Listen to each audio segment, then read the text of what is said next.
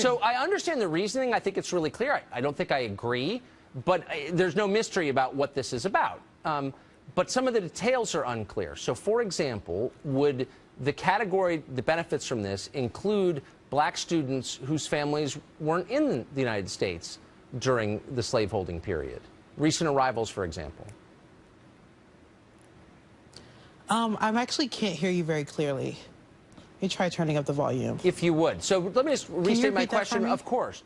The question is, would this apply to students whose families weren't here when slavery existed in the United States? There are a lot of recent immigrants from Africa, the Caribbean. Would they benefit from this?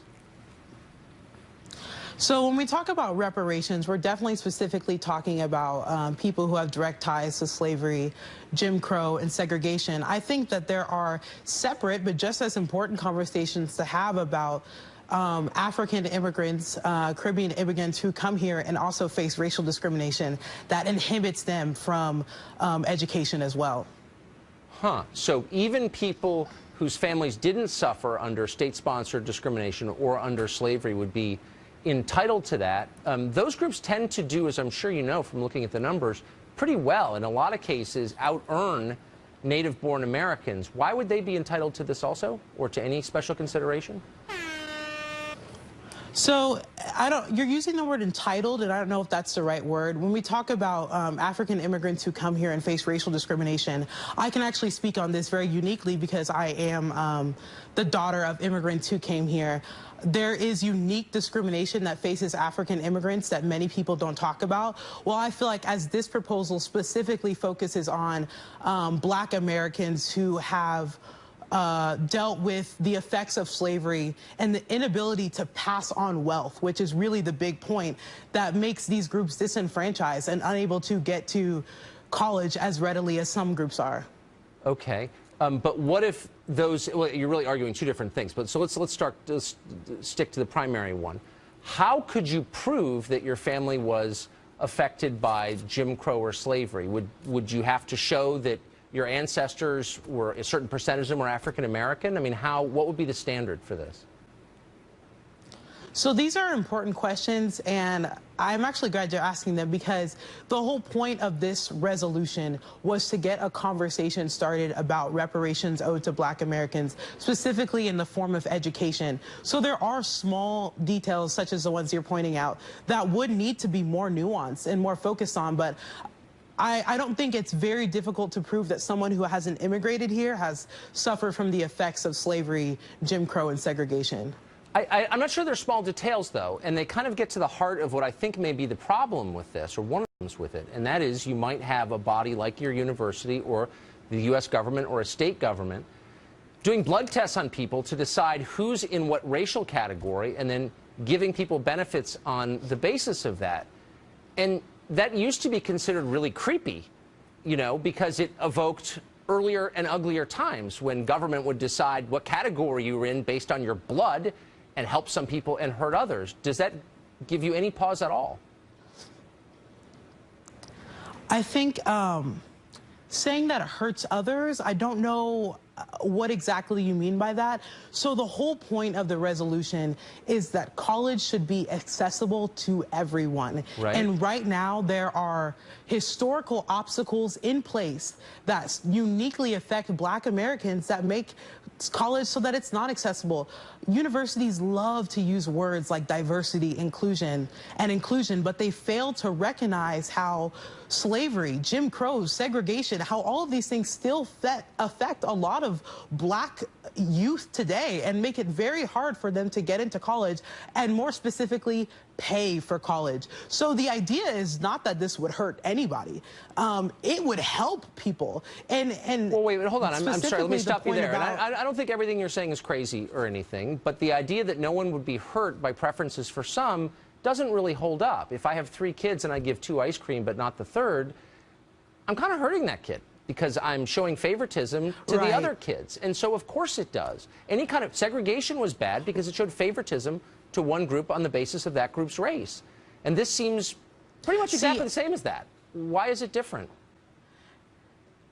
And the word you use, favoritism, that's really important.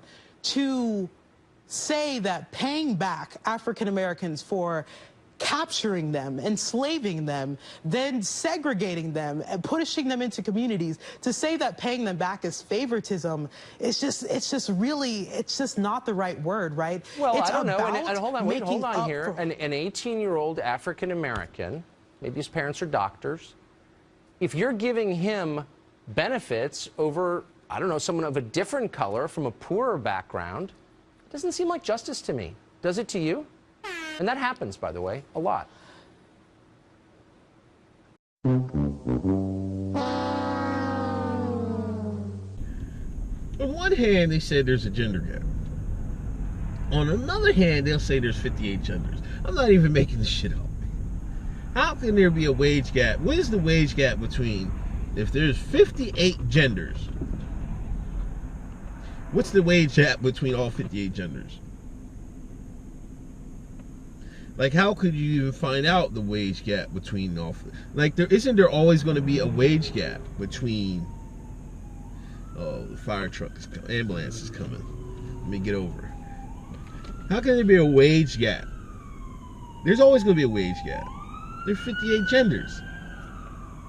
Or, how can there be a wage gap when gender is a social construct? Let me get back over. I think there might be more coming. It might be an accident up front. But you see what I'm saying? It's like, on one hand they say there's no genders. On one hand there's 58 genders. Like, how can people believe there's a wage gap? There's no wage gap, man. Like, if there was a wage gap in a capitalist system, they would hire the cheaper labor. They had no problem hiring all these illegal immigrants so they can pay them lower wages. They can make bigger profit. So you mean to tell me the same people that paid all these illegal immigrants cheaper wages would hire the higher wage man over the lower wage woman, allegedly? It's like circles and circles of hypocrisy and weirdo thinking. These people say there's no gender. There's people say there's 58 genders. I guess, what scholastic credibility do any of you have, just coming from a place of having, been in college for a really long time and taken a bunch of environmental studies courses, and knowing that, climate change is real, and a big part of climate change is, the United States is, I guess, gluttonous, consumer-driven, abusive, exploitative lives. I've heard these things from... and this is what you're being taught. This is called brainwashing, by the way. But anyway, you're being brainwashed. My Somebody disprove global warming. I just want to know who's disproved global warming. Because not the 98% of climate scientists I've heard talk about it. Okay, hang on. Let me answer. Can I answer that one? Okay, you're in college, so I'd say logic will work beautifully with you. If we say that 98%, no, please, sweetie, because actually, this point I really love doing. So no, I can't take anything you said seriously, because you said that washing machines were more liberating than the birth control pill. You don't know anything. You are the least credible human being I've ever encountered. I know that this is absurd. I just can't help it. I'm sorry, but you're a goddamn idiot. A goddamn idiot. You are. And you're lying through your teeth. Is this what you always say? And how does it feel? What am I lying about? Feels good to tell the truth. What am I lying about? I've been to Africa. What am I lying about? You've been to Africa? I haven't been to Africa, but that doesn't mean that I don't know. Oh, but The infant mortality rate in neighborhoods in Philadelphia are just as bad as places in Africa, all right? Say again? The infant mortality rate in black and brown communities, like in North Philadelphia, is just as high as in many places. Okay, that is factually inaccurate. But can I just do one point, because I think it's worthwhile. Even though I've just been personally insulted, which I think is an extraordinary thing for intelligent people to do if she was talking about academic background. That's not what an open-minded person does. But let's just look at what she said, because I think it's really worthwhile. So she said that 98% of scientists agree that global warming is a major problem, basically. That's what she said, 98% of scientists. Everyone in this room is going to college, so you're going to like the logic of this. If you say 98% of something, there must be 100%. So somewhere there must be a list. There must be a list of all the scientists that exist. My first challenge to this lady is to give me the list of every scientist that exists in the world. Because if they do, that's how you can use the word 98%. If there isn't a definitive list, there is no such thing as 98%. Number one, logic. Number two, science does not proceed by consensus. Science is not democratic. At one time in history, it was the consensus that the Earth was flat. Everyone believed in that. Everyone agreed on that. One man said that that was not true. One person is true. The idea, anyone who says to you, the majority agree with it, so it's true, is not a scientist. I don't know what they are, but they're not a scientist. The laws of gravity do not get agreed by a consensus, by a vote, via democracy. Science is not democratic. Science is about truth. One person can be correct. The person who quotes 98% of science is somebody who already knows they're losing. Gotcha, bitch! So they are using illogic. 98% of all scientists, unless you have an index of all scientists. Richard Lindzen, Chair of Atmospheric Sciences at MIT, says we need to not worry about this. He was on the IPC. He resigned because of the fact that it was so unscientific. The list of scientists that I think is running to about 1,000 that I've seen a list of, who dissent with the other opinion.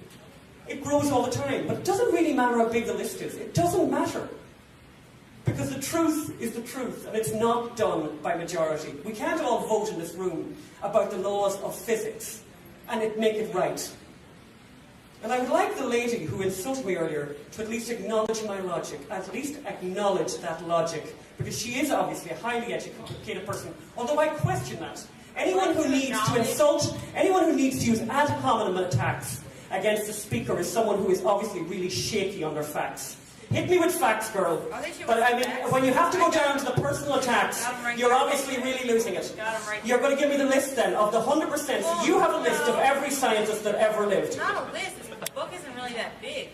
But I do have some notes about the IPCC, which is the Intergovernmental Panel on Climate Change. Intergovernmental, not interscientific. It's a governmental panel. It's not scientific. Yes. Yes, it is. And it was evaluated research from over 130 countries. Great. Some of them were actually part of the European Union. And, you know, the European Union uses... What about the European Union? Like, I'm just saying they use a lot of really great, I don't know... Really great what? Sustainable energy. Oh my God, okay. Are you sure about that? I have to stop you on that. In Spain, do you know what the unemployment rate in Spain is? Where they have this wonderful... Which was the poster child for renewable energy, Spain. They have over 20% unemployment. And how many of them have health care and get to eat food all the time because their government takes care of them? Just curious. Yeah. Enlighten me. Well, yeah. I can tell you one... Well, yeah. I can tell you one... Well, yeah. You're about the only person in the world who thinks that the European experiment is a success. They have no money. They're being bailed out by everyone. The whole thing is falling to pieces. And look at her. My God, you need to read a newspaper. You have got to be informing yourself. The European Union are about to crumble. The euro is about to crumble. Are you aware of that? And the US dollar's doing so good right now? It's doing a lot better. It's doing an awful lot better. Europe is falling to pieces. You do know that now, do you? Don't you? You know that they're rioting in Greece. In Greece, people retire at 50, and they can't continue to pay them. Greece has no money. You do know that. You do know that. You know that in France, there is an incredible problem. They're spending more money than they have. You do know this. Ireland, where I'm from, we are in such bad shape, we have had to give over the sovereignty of our country to the IMF. The IMF had to come in to run Ireland. Do not sit here and try and explain to people here that Europe is a success. You are one girl in a million who's going to believe that. The whole world is acknowledging that the European experiment was a mistake. Well, then what experiment worked? The American experiment! The American experiment! Let me make a point on that. God bless America. This is the only country. Everyone's trying to come here. I don't think Cubans are stupid, by the way. Cubans swim with sharks to get to this country. And they're drilling for oil. They swim with sharks. I mean, That's hilarious. this is amazing. Europe, oh my God. The United States of America. I want to quote People die. They hide in trucks and vans. They give their life. They give their children to come here. and you think we're foul? Do you read the newspaper? Do you not read these articles? The European Union, literally. Are there any other? Okay, any other questions? Any other questions? Thank you very much. Anyone who wants to write to me, by the way, my name is Anne McLean. I'm on Facebook, and I respond to everyone.